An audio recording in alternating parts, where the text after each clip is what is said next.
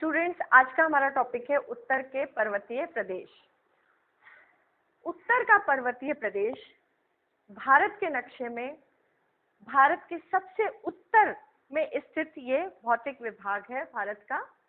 और ये पर्वतीय प्रदेश भारत का एक तरह से नेचुरल फ्रंटियर बनाता है, जिसमें पाकिस्तान, अफगानिस्तान, चीन, म्यांमार, इन हमारे पड़ोसी देशों से एक तरह से प्राकृतिक सीमा का निर्धारण इन्हीं पर्वतीय प्रदेश के द्वारा किया गया है। अब इस उत्तर के पर्वतीय प्रदेश का यदि हम देखें तो पामीर की गांठ जो सेंट्रल एशिया में है, इससे अलग अलग डायरेक्शन में बहुत सारी पर्वत श्रृंखलाएं हैं वो निकली हुई हैं। जैसे कि यहाँ आपको दिख रहा है कुनलुन है, वो चीन की तरफ है। हिंदू कुश जो है वो अफगानिस्तान की तरफ है। तो इधर दक्षिण पूर्व की तरफ जो है कराकोरम, ये ट्रांस हिमालय है, उसके नीचे है हिमालय पर्वत श्रेणी। अब यहाँ यदि हम देखें तो इस पूरे एशिया का एक तरह से देखा जाए तो ये उत्तरी पर्वतीय प्रदेश की जो एक तरह से एशिया की 94 जो हाईएस्ट पीक्स हैं, उनमें से 92 हाईएस्ट पीक जिनकी की 7300 मीटर से अधिक ऊंचाई वाली पीक्स है, वो इसी प्रदेश में स्थित हैं। तो एक तरह से ये सबसे नवीन वलित पर्वत हैं। टर्शरी काल में इनका जन्म हुआ, इसलिए टर्शरी युगीन पर्वत हैं। और यहाँ पे पूर्व में यहाँ पर 7 करोड़ वर्ष पूर्व यहाँ पर 33 भूसन्नति है वो अवस्थित थी।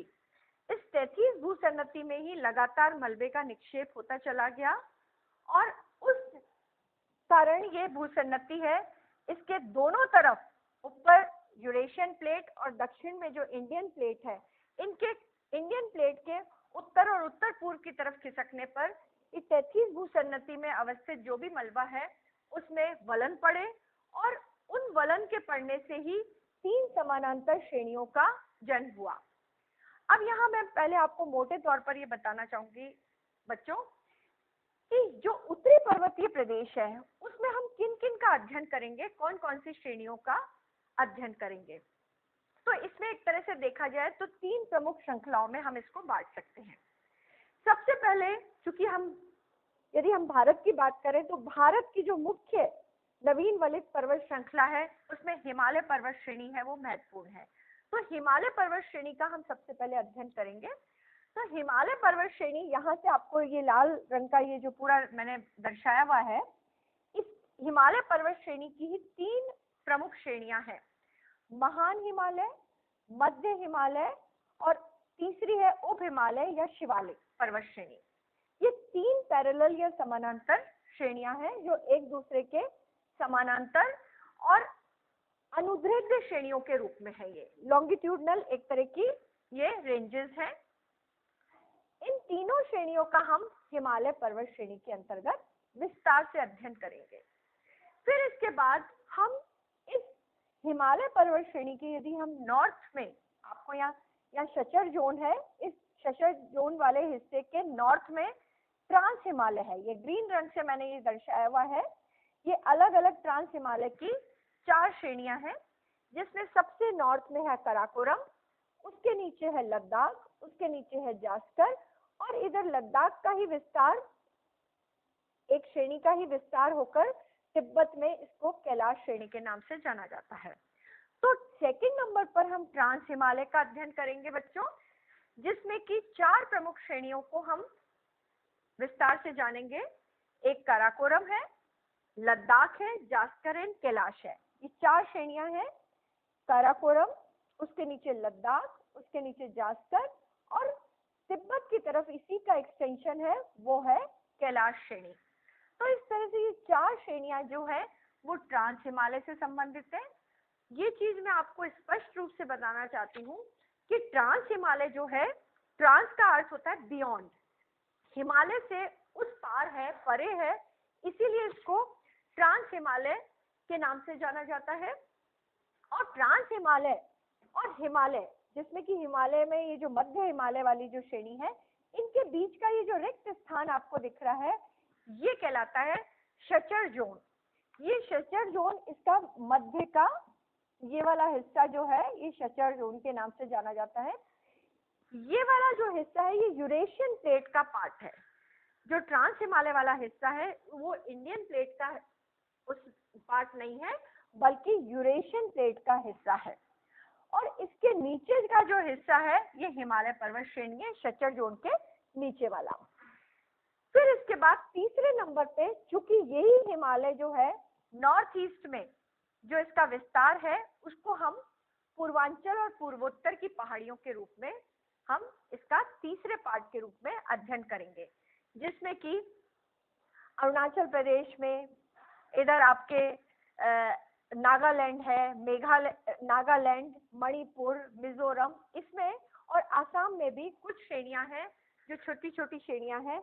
वही इसका दक्षिण पूर्व की ओर इसका विस्तार जो है नीचे की ओर दक्षिण की ओर ये घूम गई है। इस जगह से, इस मोड़ से, जहां पर कि हम दिहंग मोड़ है, वहां से इसका दक्षिण की ओर मोड़ जो है आगे जाकर ये म्यांमार में अराकान योमा के नाम से, और यही आगे जाकर मैंने जैसे आपको बताया था अंडमान निकोबार में बंगाल की खाड़ी में सबमर्ज हुए भी यही श्रृंखला है।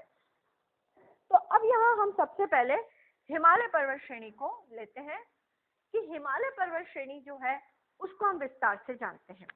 हिमालय पर्वत श्रेणी का विस्तार कहां से कहां तक है यदि हम देखें, तो यदि हम देखें तो ये नंगा पर्वत जो कि सिंधु नदी का जो मोड़ है वहां पर पश्चिम में नंगा पर्वत 8126 मीटर ऊंचाई वाला जो पर्वत है, वहां से लेकर ये पूर्व की तरफ नामचा बरवा इंडिया में नहीं है, तिब्बत में है, और 7756 मीटर ऊंची ये पीक है।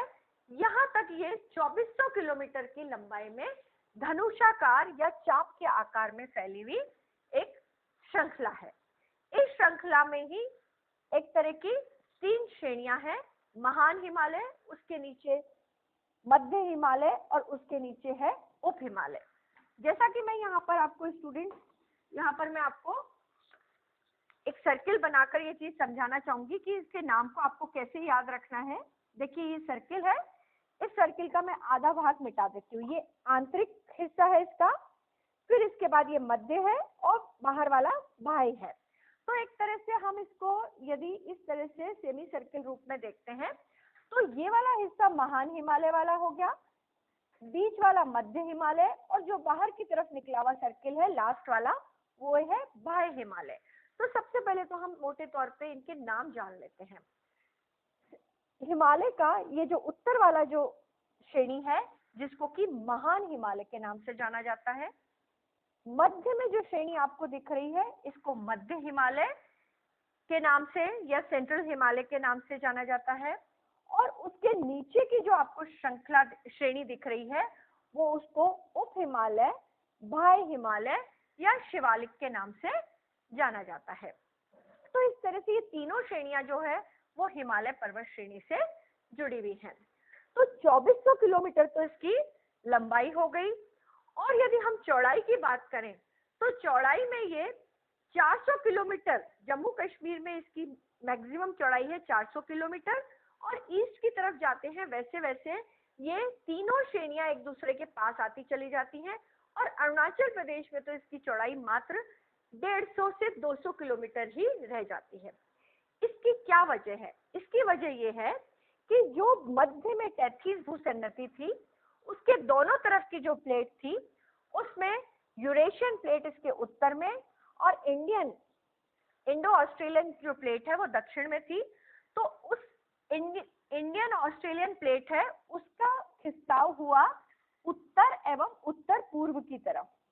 तो और प्रायद्वीपीय भारत का जो शेप है उसके कारण इस तरह के ये दोनों तरफ के ये मोड़ पड़े हैं, यहाँ पर तीव्र एक तरह से मोड़ है यहाँ पर, और साथ ही ये उत्तर पूर्व की तरफ इसका खिसकाव अधिक तीव्रता से हुआ, जिसके कारण कि यहाँ पर तो इन श्रेणियों के मध्य का जो डिस्टेंस है वो ज्यादा है, और यहाँ पर आते आते ये डिस्टेंस है वो कम होता चला जाता है, और ये एक दूसरे से काफी पास और मर्ज होती चली जाती हैं।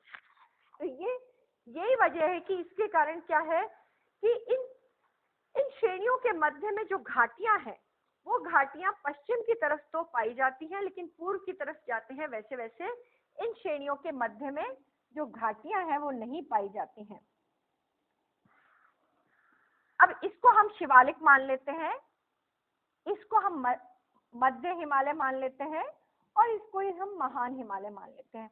तो ये जो बीच का चपटा भाग है जो कि दो श्रेणियों के बीच में है, ये घाटी के रूप में है।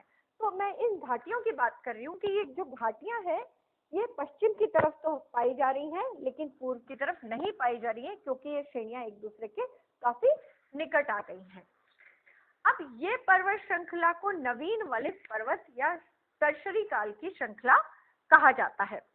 यहाँ पर मैं आपको ये दर्शाना चाहती हूँ कि ये जो तीनों श्रेणियां हैं इनके मध्य के ये क्वेश्चन भी बनता है कि ये टेथिस सागर है। टेथिस सागर पर सबसे पहले ओलिगोसीन काल में, कार्बोनिफेरस युग में तो इंडियन प्लेट है उसका खिसकाव होना शुरू हो गया था टेथिस की तरफ, और ओलिगोसीन वो काल है जबकि 33 से 23 मिलियन वर्ष पूर्व का जो समय है जिसमें कि सबसे पहले महान हिमालय है उसकी उत्पत्ति हुई थी। महान हिमालय एक लगातार फैली हुई एक श्रेणी है और इसमें ऊंचाई भी हिमालय की सबसे ज्यादा है, और ये मैसिव और सबसे ऊंचा एक तरह से हिमालय का भाग है जिसका कि ओलिगोसीन काल में है वो पहला वलन पड़ा था उस टेथिस भूसन्नति पे, तब सबसे पहले इसका निर्माण हुआ था। तो एक तो आपको ये ध्यान रखना है कि किस काल में इन तीनों श्रेणियों का निर्माण हुआ। तो महान हिमालय का जो निर्माण हुआ था वो ओलिगोसीन में हुआ था, ओलिगोसीन काल में इसका निर्माण हुआ। महान हिमालय के यदि हम बोले तो रीढ़ में मतलब आंतरिक भाग में ग्रेनाइट है, नीस है, शिस्ट है, फाइलाइट है, क्वार्ट्जाइट है, ऐसी चट्टाने हैं, रवेदार चट्टाने हैं, और उसके ऊपर परतदार चट्टाने हैं।